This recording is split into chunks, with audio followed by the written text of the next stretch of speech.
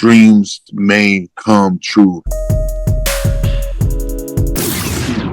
Y'all already know what it is. Your boy Yaakov, what it do? The outlet to reality, the holdest podcast in Vegas and Chicago. What up?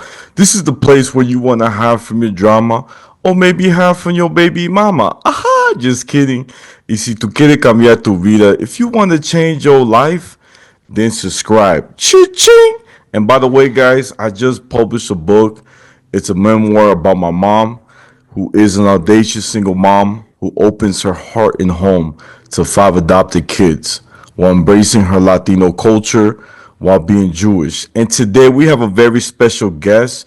He is one of the world champion for Powerslap, the Crazy Hawaiian. Woo! Let's go. Hey, I got to read that book. You know what I mean? I got to read that book. Sounds like an interesting book. Thank you, brother. Thank you. It comes from the heart. I wanted to, give back to my mom. This is what I learned from my mentor, that the greatest gift a child could give to their parents is writing a book about them, because it shows them like what you remember of them, and they can share it to their family. So it's a beautiful thing, brother.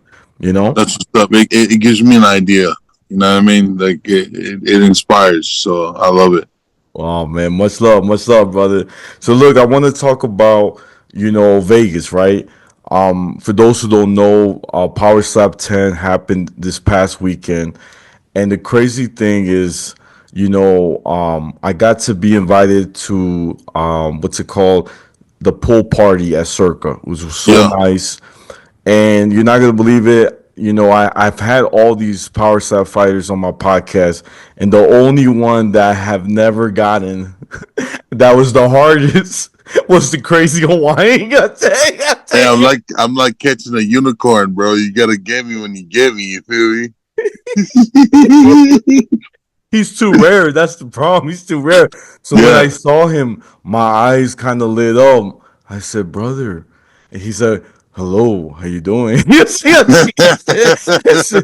said, brother, I don't know if you know this, but I've been sending you messages, and we were supposed to do a podcast, and you're the last Hawaiian I can ever get. You're like, bro, is it real? I said, he's like, let me show you my phone. So you show me your phone, you get I think over 400 messages. And I was like, damn, brother, I'm last place. And then you said, look, brother, let's do this. You seem like a cool cat. I'm gonna give you my number. That way you can reach me, and we'll make it happen for real, okay? And I said, please, brother, you would change my life. And so it was too funny, brother. But that was my first impression when I met you, brother. It was a good moment. It was fun. What about you? What do you remember, meeting us together and that moment at the party? Hey man, the first of all, that pool party was lit. Everybody was lit. I was kind of like, my driver was there with me, so he was kind of like, oh, and we had some place to go, and I wasn't even sure that if I was gonna even be there, to be honest, because I'm still dealing with it. But your boy had some toothaches, and they pulled my tooth 2 days ago. So, but the whole time I was dealing with some toothaches, and no one even knew, so I was like, man, should I go? I was like having issues with my head. I had a headache due to the tooth, and I was like, man, I'm just gonna show up. So when I showed up, and I knew almost everybody there except you. And I was like, damn, bro, this guy is really trying to get me on. And when you told me that we had messages on, I really had to prove a point. Like, damn, bro, I got so many messages that I still haven't even got to. Shout out to everybody waiting in line. Like, I'm sorry. It's tough when, you got 6 kids and I'm striving to be the leader of the pretty much the crew of Power Slappers, I'm just, man. Sometimes I'm just unavailable. You feel me? But when you see me in person and I look at you in your eyes and I tell you that we're gonna do it, I can't avoid you no more. You feel me? I can't. I gotta, I gotta come to the calling that God has called me to do, and I feel like it's God's timing. You feel me? Not every day you get to catch a rare Pokemon. You know what I mean? Right. So. Yeah, I don't know what Pokeball you used on that day, but you used the good one, bro. Yeah, You yeah. got I you think it was got the me. Master Ball. The Master Ball. Give me a second. The Ultra Master Ball. Yeah, yeah, yeah. You know what I'm saying? My brother, I was gonna say, you know what's really cool talking about texting? It was so cool that Rick Ross, the rapper, he reached out to you. Yeah, I won't be in one of his music videos. I don't know which one, but he really want me to be on it. So yeah, you're the first little outlet that I actually I let people know that. I mean, I posted it this morning, but or sometime last night. I posted some of the one of these days, but I was even like, oh my God, it's really Rick Ross. What, you know what I mean? Because everybody referenced my beard for Rick Ross at one point, and I was like, man, wouldn't it be crazy? And then he hit me up, and like, dreams can come true when you follow your dreams. Dreams may come true. Watch what you ask for when you talk to God about it, because you can't tell your dreams to everybody. You know what I mean? You gotta tell them to the God above, and that way He may know where your heart is. And this one of my dreams right here. This screen timer here. Um, you're allowing me to be on it, and I appreciate that, man. This is this is work that I don't see as work, and it's just building up my fan base, my character, and you know, God is good, man. And I'm here now doing this, and life couldn't be better. I seen you at the pool party. I feel like I seen a lot of people, but I remember you, man. You got jokes, bro. You got jokes. I feel it, bro. Yeah, It's bro. fun. Thank you, brother. I think my blood pressure went back to normal. You see? But brother, I was gonna tell you. So, like, if you could share too, like, what was your journey like? From joining Power Slap and then finally winning your world champion belt. Like, tell us that journey that we don't know behind the scenes. Yeah, man. I started. I was in the construction uh um trade, and I remember watching YouTube and seeing these things happen, seeing these ones on YouTube, like the Russian ones.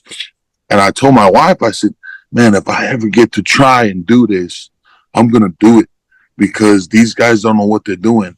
One of these lunch breaks, I was scrolling through my phone. It was on Facebook, and I came across this post, and it's literally said, you think you can slap? Do you think you can slap?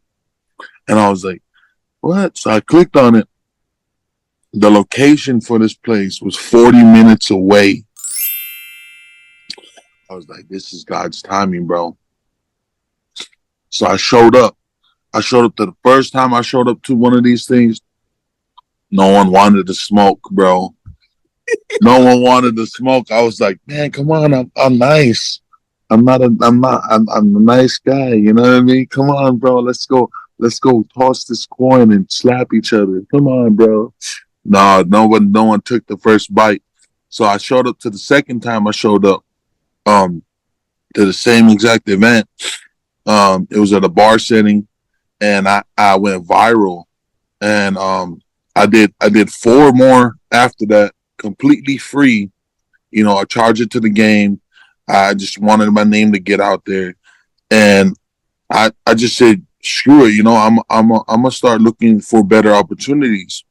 So I hit up a guy from Russia that was making his way down to California, and that's why I met a bunch of other guys that actually do it too today, that are champions too today, like Isaiah Quinones. That's when I met him, as after I already did 5 of them and it went viral. Every one of them went viral, over 1 million hits, and I was already becoming a household name. It, and then I decided to actually go to every single slap promotion in the U.S. on my own dime at some points, just to prove a point, just to prove that I was the best one to do it, just to prove that um, I'll grow the sport more than the sport could ever possibly be grown. Um, and then I made my own promotion. I essentially um, I worked with people like Logan Paul, Jake Paul, Arnold Schwarzenegger, Rick Flair, um, Snoop Dogg. I've been working with these guys all before Powerslap, and then actually one of these guys, a producer from the Ultimate Fighter, hit me up before Powerslap was a thing, and I was basically their first ever consultant in the world of slap, and I was able to give them information like rules, like people, like how much I'm paying them, just the ins and outs of having my own promotion. And we went all over California, Texas, Miami, Columbus, Ohio, Atlanta, Georgia. Just all of these places that I've been to before Power Slap, and it was all because someone once told me that there was not going to be any money in it after sacrificing my head 5 times. um I was destined to prove that there was going to be money in this. So if essentially I did it in the beginning for money, to prove a point, and now I'm doing it for legacy, for my kids, for my family, for the name, the Crazy Hawaiian. I wanted to live on forever. So whenever Power Slap came about, um, my brother was next in line, actually, the Hawaiian Hitman, and and he was destined to be where I'm at right now. But God has different plans, and whenever my brother wasn't able to fulfill what God had planned for him, essentially I was able to slide into wherever he was gonna be at. You feel me? So I came out of retirement essentially, and I was thrown in the Lions Den, and I came out a champion. My whole thing was to be on the promotion side from the beginning of Power Slap, and now I am on the competitor side, and I'm the world's greatest one. You know what I mean? For what I am in the sport and what I am as a household name, um, I take solely full credit, and I put that back that by believing in God, first of all, and showing people that you know it ain't about who you put your problems on. It's about who actually gives you the solutions for your problems, and that's all God. And as soon as I started doing that, man, as soon as I started giving my problems to the man above, things just started falling in line. And now now we're about to go to Saudi to defend the title. I'm on this weight loss journey. Not only just because I want to drop classes, I want it for my health, for my family, to be there for a long time. You know what I mean? So that's the beginning story. Kind of like a um, rough draft of what I really went through. A lot of people don't know I was doing this way before Power Slap, um, and now I'm just trying to prove that the greatest of all time, and I want to be the first ever Hall of Famer. Um, I'm trying to do things differently than everyone else, and I don't mind being the black sheep. I don't mind being the black sheep of the things that are to come, the greatness that this sport has to offer, because this sport's going crazy, the fastest growing sport in the world.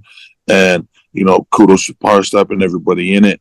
Um, it's amazing right now. The trail that I'm leading, it's amazing. And I don't see it as people, copying or whatever it is. I see it as leading the path to what is good for my family, and hopefully people see that and do the same things that help them with their family. Love that. That's deep, brother. That's deep. Brother, you Yeah. just remind me of a story if I could share. Do you remember the story of Samson? Yeah, dude, I do. Actually, I learned that very young in age, and the strength that he carries. I feel like God's giving me that type of strength because I don't really lift, I don't really work out, I don't really do the crazy stuff that people you know essentially do to go up against me. I'm really just relying on God most of the time, and He's been there for me, but I got to be there for myself too as well, and actually show what I'm physically capable of doing, if I put my mind to it. Yeah, yeah, that's true. I love it. I love it. There's a part where Samson, he's fighting with a lion, and you know he's he grabs like a bone and he wins the fight, right? He's like, man, that was a tough fight. And he beat a lion, and he told his girl, he's like, hey girl, you're not gonna believe it, but I beat a lion. You say and next the soldiers, they used to get like, they used to hate on him, and he was like really smart. And the crazy part is that when he found his first wife, she he was like, let me show off, let me carry this big old jug of water, whatever it was, and he carried it while the girl was sitting on it. It was heavy, no one could pick it up, and she already fell in love with him. And it's crazy because through time, Samson has so much strength that there's a moment where I think he like killed 1,000 people, and it's just wild because a man, so strong. I don't know what techniques he used. I don't know if it was the same move the Crazy Hawaiian used. I wasn't sure. Say I didn't get to chapter 7, but say, but it was so cool because even in his lowest time, right? Yeah. When Delilah, his last wife, right? His second wife, she, you remember that song? Hey there, Delilah. Na, na, na. Yes, yes. Yeah. So she betrayed him at the end, and she told the soldiers, the enemy, about his weaknesses if you cut his hair, and so they cut his hair, and he lost all his strength. So they captured him and they took out his eyes, and so he couldn't see no more. And they made him work, right, like a prisoner. And then the very last thing he asked God, is give me one more strength so I can fall with my enemies. And it was a beautiful ending because with the two whatever walls, or I forgot the pillars, he was able to make them collapse with the king and the enemies. And but it's a very deep story, and I feel like at times, yeah, we could be, the strongest, yeah, we could be the smartest, but in life, we all are gonna have that lowest moment of our life where Yeah. we have to come back and be like, God, I need you right now. I'm gonna surrender. I don't know all the answers, but I need your help. And I think that's a powerful story. So I just wanted to share that little part with you, brother. I appreciate that, man. It inspires me to keep on doing it because, you know, my mom always talks to me about, how special this opportunity is, and sometimes I overlook it, and I don't see it, because I'm so crucial of myself. And then God's like, "Hey, dude, look at this guy. He barely even knows you. You're doing a podcast with him, and he's referencing the Bible and things that happen in it."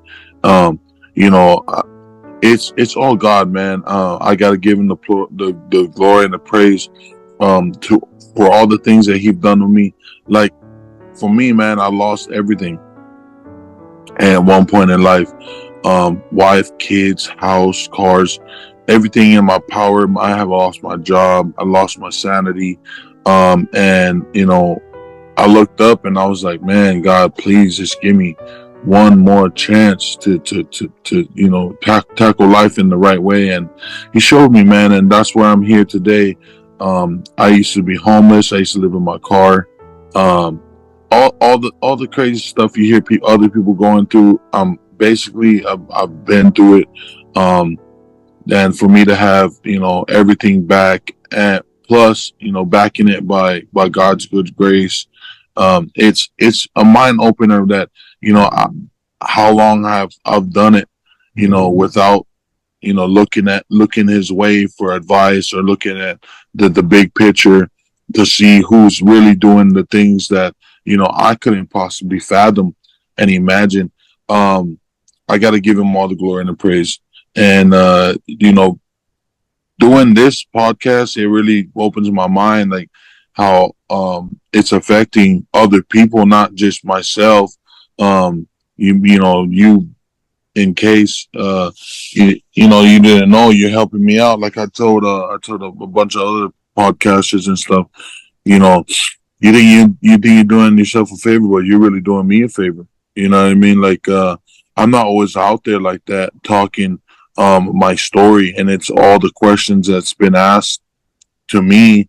Um and I couldn't do it without y'all. Y'all are the real reporters, the real people that help me build characters, help me build fans, help me build a legacy. Not It's not all about slap, you know what I mean? It's not all about the impact that you do on the person across from you. It's the impact you get, from the people around, and watching it and seeing the stories of other people, and all the people that you interviewed.